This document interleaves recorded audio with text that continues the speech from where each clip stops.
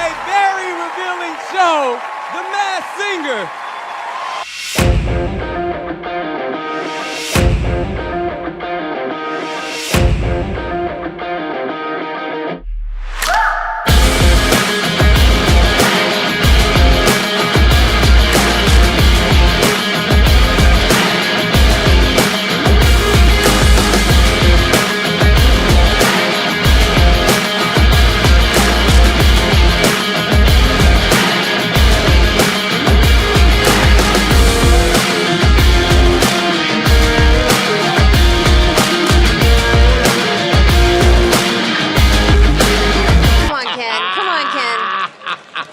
I know exactly who this is. God.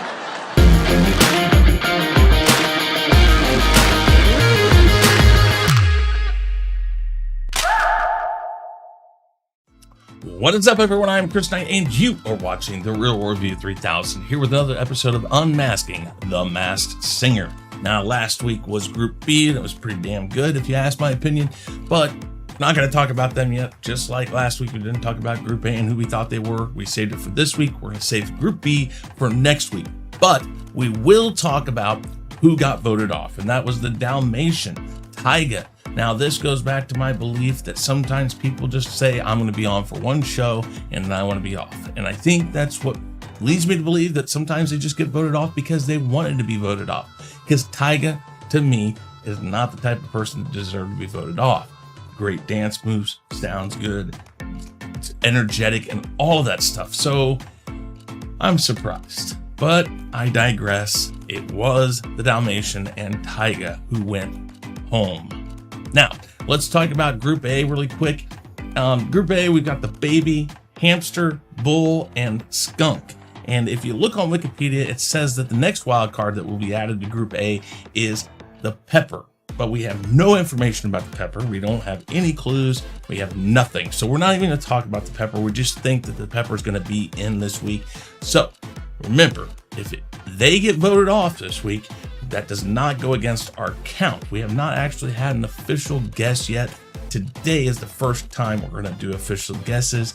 And the first one we're going to do is Baby. Now, Baby was a wild card, and I think it's Larry the Cable Guy. Let's start off with the Baby's buck tooth. That is a direct reference to Tow Mater from Cars, guaranteed, absolutely guaranteed. It also mentions that this person replaced Arnold Schwarzenegger in a movie. Now, Larry the Cable Guy did play in Jingle All the Way 2, and if you remember Jingle All the Way, the first one had Arnold Schwarzenegger. I don't think it actually means that Arnold Schwarzenegger backed out of the movie and that he replaced him. I think it just means that he took the spot of Arnold Schwarzenegger in a second movie. We also have things like Delta Force show up, the president, all that stuff. All these references to different movies he's been in. He also has 2 nominations for Best Comedy Album, and the second one came from the Blue Collar Comedy Tour album. And I think that's also a direct reference to that Baby Rat Pack. The 4 guys on the Blue Collar Comedy Tour were like a rat pack. I mean, if you think about redneck rat pack for comedy, that's what they come up with. So I really think that that's a reference to that. Now, he also holds 5 Razzies, which is part of the 12 Razzies that the show says that are from the singers have. They say that they have 12 Razzies among the singers, at least. I say, I don't know if they're going to count more or just at least 12, because 4 of those belong to Larry the Cable Guy by himself. A 5th one he got as a joint Razzie for Worst On-Screen Couple with Jenny McCarthy, one of our judges. So that's kind of an interesting tie-in right there. We'll see if that comes into play in the clue packages later on. So if you just take the 4 solo ones, the next person we're going to talk about after Larry, you add it to their total and it comes up with the exact 12. So let's talk about the rest of Larry the Cable Guy. It also referenced one of the shortcomings of Tow Mater by saying that he failed driver's ed, and he also talks about being in a lot of high-speed car chases, which is another reference, I think, to Cars, Tow Mater, all of that stuff. So that's why I think it's Larry the Cable Guy. Now, remember those 4 Razzies, because we're going to add them to the next person, who is the hamster. And the hamster, I believe, is Rob Schneider. Now, he alone has 8. So that's 12 together, but we'll get to that here in a second. Now, the hamster talked about working with his famous friends. And to this day, he still works with his pals from Saturday Night Live, Adam Sandler, Chris Rock, David Spade, all these people. And he's also won 3 Emmys for the writing he did. And Nick Cannon mentioned that the singers all together have 12 Emmys, I believe. So that's 3 of those 12. So that kind of plays into that. He also accounts for the 8 Razzies, like I said. So if we go with the 4 solo ones with Larry the Cable Guy, that's all 12, and it makes sense that those 2 are probably the most likely to have the Razzies. Now, if they count 5 for Larry the Cable Guy, I guess it could be 13, but they're just mentioning 12. Not really sure, but I'm pretty darn sure that this is Rob Schneider. Now, the other reasons why I think that is, there's a baseball, which could be a reference to his Benchwarmers movie. He says he felt stuck in a bit of a wheel and who hasn't felt cooped up. Those are something he says. Now, Rob is notorious for staying busy in his work, so the time off could be driving him loopy like a wheel, maybe? I don't know. He's also the father of country music singer Ellie King, and I believe he's done some recording with her, so we know that he has the ability to sing. So I think this just point blank calls out Rob Schneider. Now, next, the Bull.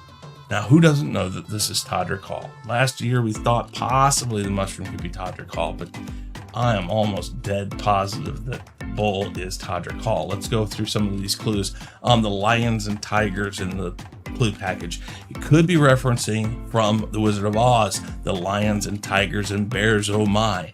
And that was a reference directly to his second album, Straight Out of Oz. Oz even had the, I think, the ruby color for Oz on the album, if I remember right.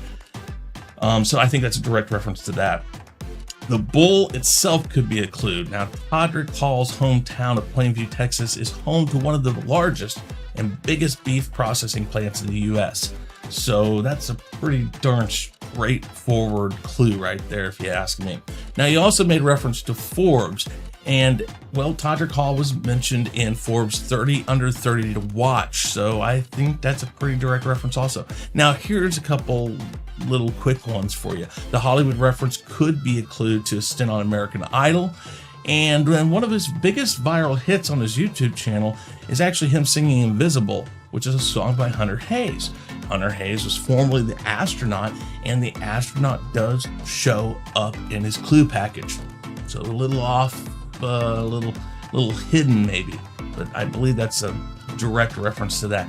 And then let's be honest, it sounds like him. And after last year and Tyrese and sitting there with the RoboPine trying to figure out who it was, is it this person, is it that person, and just trying to get away from the fact that it sounded like Tyrese when the clues didn't seem to line up with them.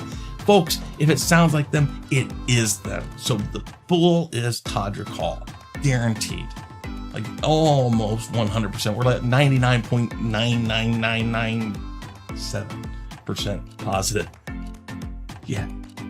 Anyways, now last but not least, the skunk. Now, I believe this is Faith Evans. Now, there's reference, seen it all. She did have a full ride, but she dropped out after a year because she took off time for family. And then she also makes reference to her second performance was for all the women who put their own dreams on hold for others. So I think that's all reference to things like her leaving school, her taking time off for her family, and seeing it all. I mean, she's seen everything. Her I can't remember if they were married or not, but Biggie and her had a great connection. They were together, and she saw him die. Well, I mean, she didn't see him die, but that she was around for that.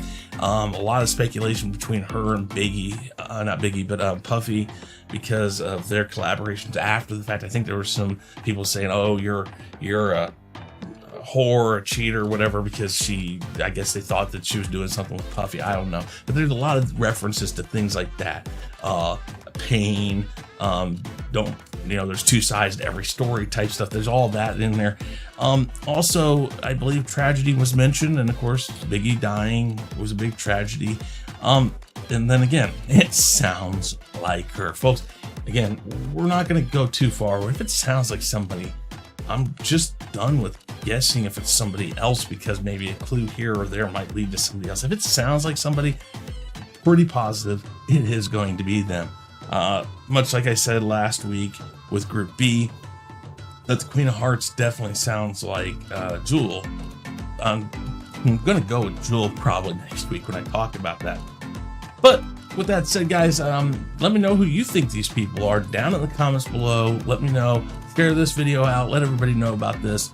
I really enjoyed this. Really enjoyed the conversations I have with you guys. So put all your information that you might have about who you think these people are. Any questions you might have of me, put those down in the comments also. And with that said, guys, I am Chris Knight. This has been The Real Review 3000, and I'm officially here.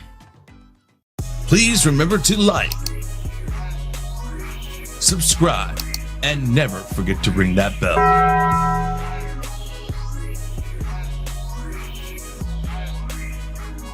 Follow Chris Knight and The Real Review 3000 on these platforms. For email and Patreon, see the description box below. To reach the Ego, use the Twitter handle @TheEgo5150. We would like to thank the generous members of The Real Review 3000. Those members are Jesse Ritchie, JJ, aka SithLord3827, Lady Toriel, Yvette, Abraham Morales, and Anzo of Bigger Ford Entertainment. Thank you for your support and donations that help us at The Real Review 3000 bring you, the viewer, better content. For more information on how to become a member, click the join button below.